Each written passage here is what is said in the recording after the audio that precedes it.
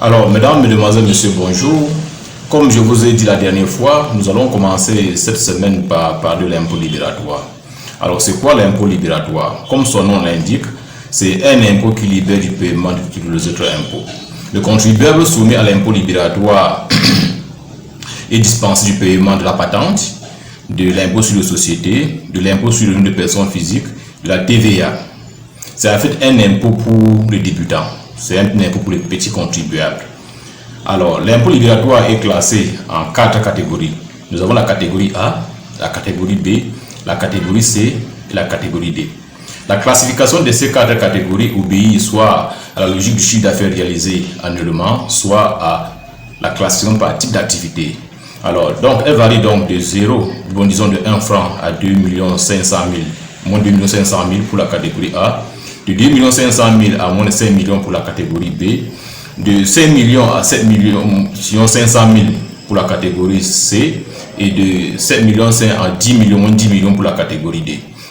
Alors, cette classification concerne beaucoup plus les commerçants, mais il y a une autre classification comme je disais, qui obéit à la nature d'activité commune.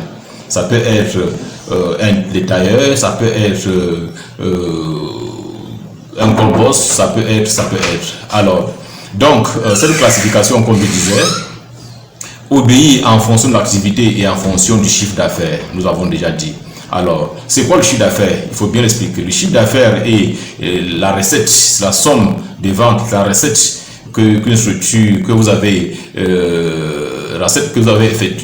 effectuée au courant du mois, c'est-à-dire la somme de vos ventes, la somme de vos entrées au courant d'un mois. Et maintenant, le chiffre d'affaires annuel, c'est la somme de vos ventes sur les 12 mois. On additionne tout ce que vous avez réalisé par mois et ça vous fait le chiffre d'affaires annuel. Je précise bien, c'est la somme des recettes et non des bénéfices. Parce que d'aucuns pensent que lorsqu'on parle du chiffre d'affaires, c'est le bénéfice. Non, c'est la recette brute. C'est de ça qu'il s'agit, c'est ça qu'on appelle chiffre d'affaires.